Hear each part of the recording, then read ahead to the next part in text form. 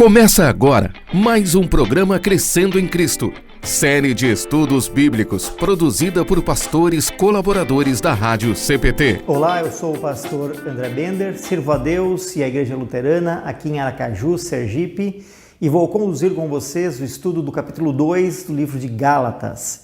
Vem com a gente, aproveito para deixar aquele convite para você curtir e compartilhar os vídeos de estudos produzidos pelos pastores e colaboradores da Rádio Cristo para Todos.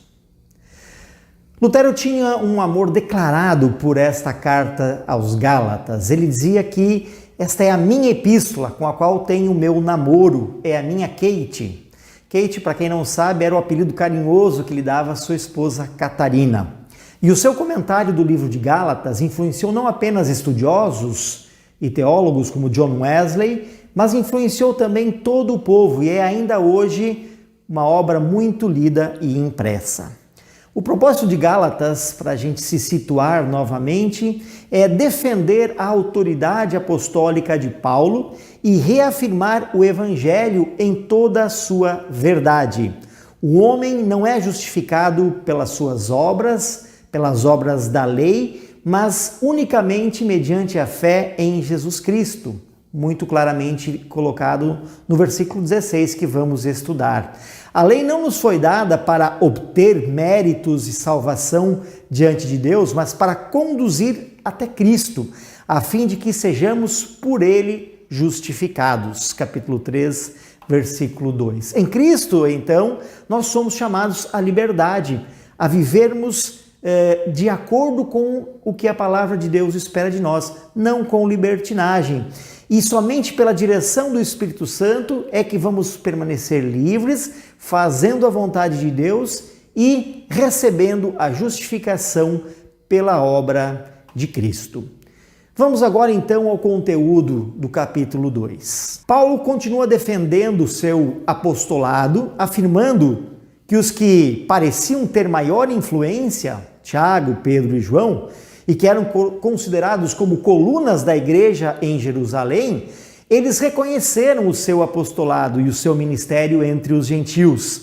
E numa reunião, após Paulo expor o evangelho conforme ele pregava aos gentios, eles selaram então esta unidade no evangelho com um aperto de mãos. Paulo cita 14 anos, E de que está falando, Ele está citando aí da sua primeira viagem missionária, relatada em Atos 11 e 12, quando Barnabé foi a Tarso buscar o apóstolo Paulo. E aí, Paulo diz que levou Tito consigo. Tito era um grego. E aqui é muito interessante porque Lutero comenta este fato dizendo que Deus colocou Tito junto com Paulo nesse ministério para provar que a graça era igualmente suficiente aos judeus que vinham do povo que cumpria o primeiro testamento, o primeiro acordo, as leis, tanto também valia para os gentios que não eram da circuncisão. A preocupação de Paulo ao defender o seu apostolado e o seu ministério não era para defender-se, mas para defender a unidade da igreja, sem a qual seria impossível que o evangelho chegasse a todas as criaturas. E aí é importante que a gente reafirme que então Paulo cita que esta unidade foi selada em Jerusalém e reconhecida por Pedro, Tiago e João. Nos versículos 3 até 5, Paulo descreve então algumas evidências que comprovam que os líderes da igreja de Jerusalém confirmaram o apostolado de Paulo e confirmaram que aquele evangelho que ele comunicava era de fato o evangelho genuíno. E a primeira prova é que Tito não foi obrigado a circuncidar-se. Então, lá eles tinham decidido que Tito não precisaria. E aqui fica claro, usando um termo que a gente utiliza ainda hoje na igreja, A circuncisão para eles agora era um adiáforo, não era mais obrigatório, assim como tantos costumes dentro da igreja luterana. E o que é um adiáforo? O adiáforo é uma coisa que é boa, ela é pedagógica, ela ensina, mas ela não é obrigatório. Aqui então nós citamos inclusive o exemplo de Timóteo. Timóteo foi circuncidado. Por quê? Por causa dos irmãos fracos na fé, que ainda eram incapazes de compreender a liberdade cristã. Então, em determinados momentos, se cumpriu algumas leis em amor aos fracos na fé. Por outro lado, no caso de Tito, já num período posterior, queriam obrigar Tito a ser circuncidado. E aí Paulo diz, não, isso é contra a liberdade cristã. A circuncisão não é mais necessária para a salvação. A primeira aliança já passou. Cristo cumpriu a lei. Vivemos agora sob uma nova aliança. E essa nova aliança, nós dizemos na Santa Ceia, foi selada pelo sangue de Jesus. Quando um adiáforo ele é exigido como necessário para a salvação, deixa de ser adiáforo, deixa de ser algo facultativo, passa a ser uma obrigação. E aí já não é mais consonante com o verdadeiro evangelho, pregado por Paulo, pelos demais discípulos de Jesus e por nós, homens. Os falsos irmãos ali que Paulo cita eram provavelmente um grupo de cristãos que nós chamamos de judaizantes. Eles queriam obrigar todos os novos convertidos, judeus ou não, a cumprirem as leis do Antigo Testamento, que Cristo já tinha cumprido e que agora já nos colocava numa nova aliança. E esses judaizantes estavam ativos em Jerusalém e estavam enviando pessoas atrás de Paulo para ver aquilo que Paulo estava fazendo. E aí, qual era o objetivo deles? Era opor-se à liberdade que o Evangelho dava. No entanto, Paulo, Tito e os seus companheiros de viagem ficaram firmes em sua posição, demonstrando de que aquilo que eles ensinavam se tratava da pureza do Evangelho da graça de Deus. E isto é inflexível, este Evangelho é inflexível, não é possível torcer. Essa liberdade também não é possível torcer, sobretudo em coisas e assuntos de menor importância. Paulo mostra que não se tratava então de uma disputa daquilo que era mais importante de quem era mais importante ou menos importante. Isso aparece nos versículos 6 a 9 que nós lemos, né? Ele não queria diminuir nem desprezar a liderança dos outros líderes lá na congregação de Gálatas. No entanto, precisava mostrar para eles que a autoridade deles não era maior do que a sua própria autoridade, como eles diziam. Por isso ele reafirma tanto o seu apostolado, não para envaidecer-se ou buscar glórias para si, mas isso tinha em vista a defesa do verdadeiro evangelho, como Jesus o havia ensinado. Assim como eles, Paulo também tinha recebido o seu chamado, a sua missão e a própria autoridade de Cristo, quando Cristo o chamou na estrada para Damasco. Versículo 9. Paulo é apóstolo dos gentios ou dos não-judeus? Essa é uma afirmação que aparece ali, né? Que Paulo diz, eles iam cuidar dos judeus e eu ia para os não-judeus, ou também chamados de gentios. Será que o trabalho de Paulo era só entre os não-judeus ou gentios? E aí nós precisamos dizer que isso não era como é que se diz, uma divisão rígida, né? Nem geograficamente e tampouco etnicamente, mas que Paulo de fato foi para o mundo gentílico, para um mundo de influência helênica, ele que conhecia bem essa cultura, para lá ele foi levar o evangelho.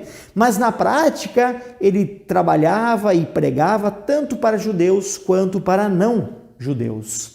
E isso é justamente uma maneira de entendermos como se dá o trabalho da igreja. A igreja luterana muitas vezes foi ao encontro de pessoas de origem alemã que vinham do sul do país e iam ocupar outros territórios dentro do Brasil. Mas a gente não vai apenas para esses, a gente vai atrás desses, mas o trabalho missionário da igreja é com todos. Eu fui ordenado pastor aqui em Sergipe, sou o único pastor em todo o estado, mas o meu ministério ele é realizado entre as pessoas aqui, não apenas entre os meus irmãos e irmãs na fé. Eu estou aqui para levar o evangelho a todas as pessoas, independente da localização geográfica ou da etnia. No versículo 10, há um pedido de Pedro, Tiago e João para que não descuidasse dos pobres do seu povo, né? Aqui era uma recomendação, não era uma exigência, não era uma nova lei, mas era um pedido para que Paulo também atentasse a isso. E aí fica bem claro, porque Paulo em nenhum momento desprezou os pobres, ao contrário, em vários momentos pediu ofertas e doações para a igreja de Jerusalém ou para outras igrejas que passavam necessidade. Isso é, portanto, uma complementação ao trabalho missionário de Paulo e de qualquer outro pregador, pastor, evangelista dos dias atuais. É agir com misericórdia para com as necessidades físicas e materiais das pessoas, levando principalmente o auxílio espiritual, o evangelho, mas ao mesmo tempo cuidando também num serviço de misericórdia às outras pessoas. Versículo 11. Porém, quando Pedro veio para Antioquia da Síria, eu fiquei contra ele em público, porque ele estava completamente errado. De fato, antes de chegarem ali alguns homens mandados por Tiago, Pedro tomava refeição com os irmãos não-judeus. Mas depois que aqueles homens chegaram, ele não queria mais tomar refeições com os não-judeus porque tinha medo dos que eram a favor de circuncidar os não-judeus.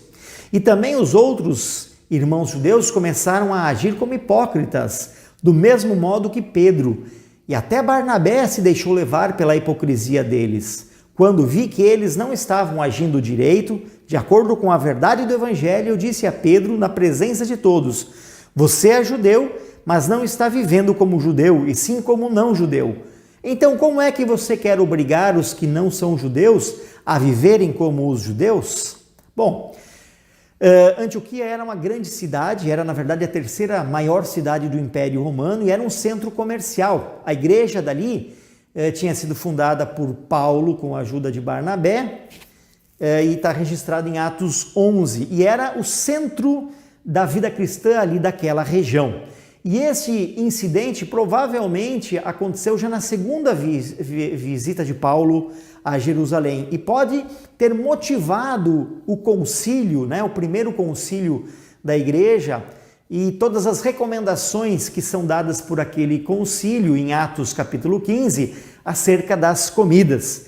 Paulo se opôs publicamente a Pedro, a Barnabé e a todos os outros. Isso de uma maneira pessoal, inclusive, sem mandar recados, sem intermediários. E ele sublinha, isso sublinha mais uma vez a coragem que Paulo tinha e a determinação de defender o Evangelho. Pedro sabia claramente que a salvação e a graça de Deus era para todos, pois ele teve uma visão em Atos 10, do versículo 9 até o versículo 16, que dizia que não havia diferença entre alimentos puros e impuros. Mas por que agora Pedro queria obrigar, então, aos não-judeus a seguirem as ideias dos judaizantes? Então Paulo diz, olha, está errado, Pedro. Então, publicamente, Paulo censura o Pedro. E aqui é interessante sobre o comer. O verbo citado ali indicava que Pedro com frequência havia comido com cristãos de origem gentia, não judia, em sinal de liberdade, né? Em liberdade em relação à lei daqueles, né, do Antigo Testamento e como símbolo de uma comunhão eclesiástica entre a igreja de Jerusalém e a igreja ali da Galácia, né?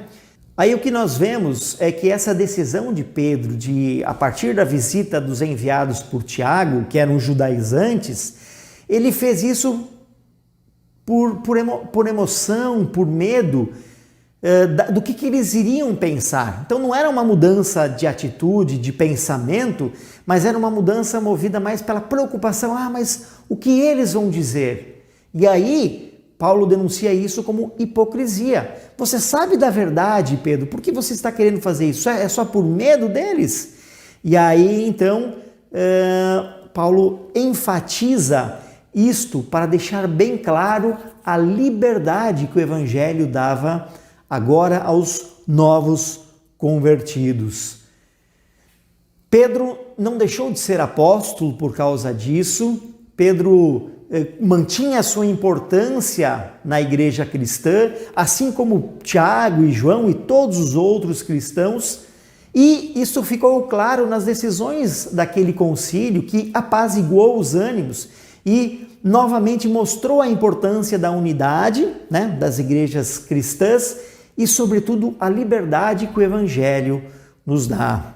Essa conduta de Pedro e dos demais judaizantes de capitular as ideias dos judaizantes, elas não eram inconsequentes, mas elas tinham uma consequência muito danosa. Ela estava atacando o coração do Evangelho, o coração da pregação de Paulo, de Jesus e de todos os cristãos. Aqui nós poderíamos questionar, por que Paulo fala isso publicamente para Pedro? Não deveria procurá-lo em particular? É que o pecado ali já era um pecado público, era uma situação pública, era uma dúvida pública. Portanto, a resposta precisava ser também pública, com dureza, mas também com muito amor. A última parte do nosso texto, dos versículos 15 até ao 21, fica claro a doutrina da justificação pela fé em Cristo. E por que é importante este fato, Porque justamente essa capitulação aos judaizantes, esse fato de eles quererem voltar ao cumprimento das leis, estava atacando o Evangelho e porque atacava esta justificação pela fé. Vamos ler os primeiros versículos apenas. Versículo 15. O fato é que nós somos judeus de nascimento e não pecadores não judeus, como eles são chamados. Mas sabemos que todos são aceitos por Deus somente pela fé em Jesus Cristo e não por fazerem o que a lei manda. Assim, nós também temos crido em Cristo Jesus a fim de sermos aceitos por Deus pela nossa fé em Cristo e não por fazermos o que a lei manda, pois ninguém é aceito por Deus por fazer aquilo que a lei manda. O que eram essas obras da lei?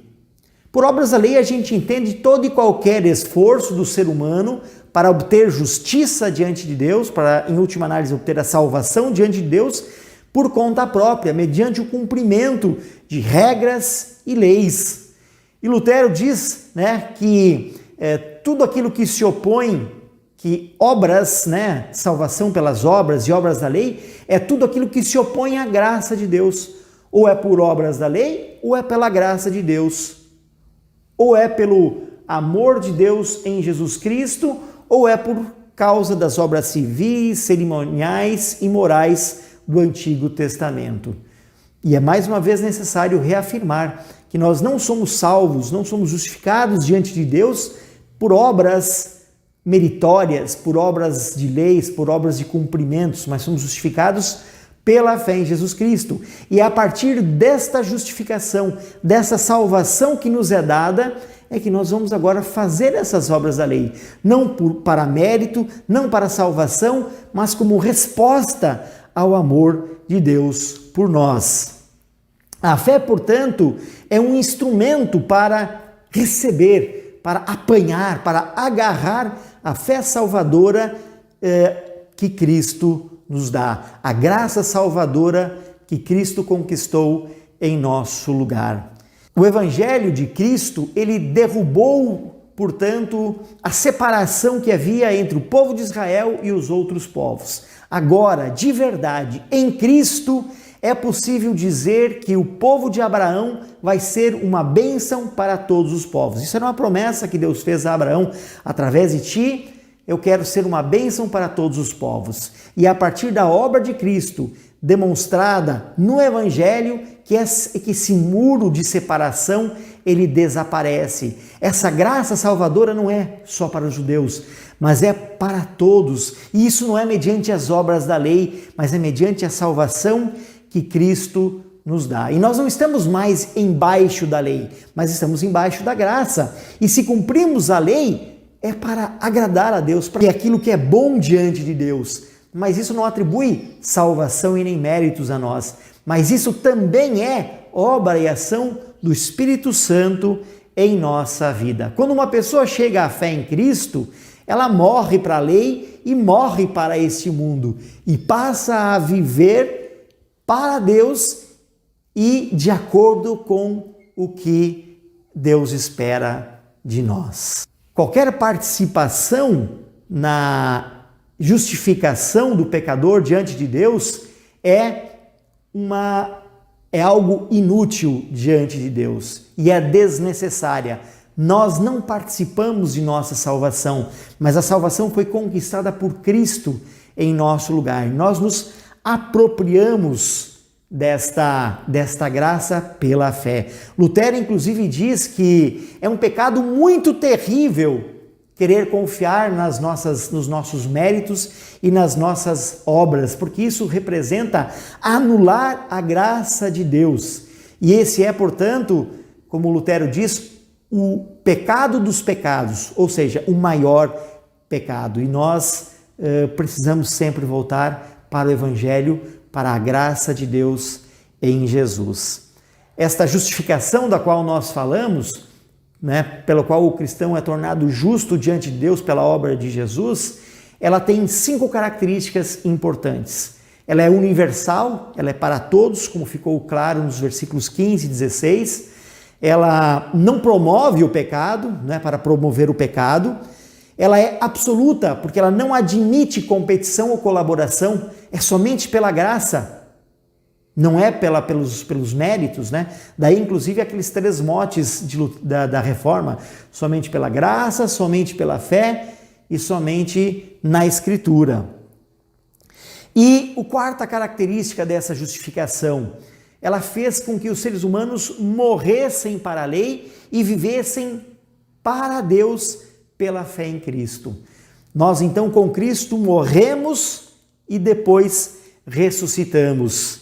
E esta justificação, ela não anula a graça de Deus, mas essa justificação recebe a graça de Deus. E ela, por ser graça de Deus, ela nos acompanha e nos incentiva a uma vida de obediência a Deus. Não por méritos, não para mostrar-nos justificados, mas como consequência, como obra do próprio Deus também em nossa vida. Agradeço a sua participação, agradeço aqueles que curtiram e compartilharam este estudo. Permaneça na Rádio Cristo para Todos, assistindo os demais estudos dos próximos capítulos do livro de Gálatas. Fiquem com Deus e até a nossa próxima oportunidade. Acompanhe este e outros programas em radiocpt.com.br.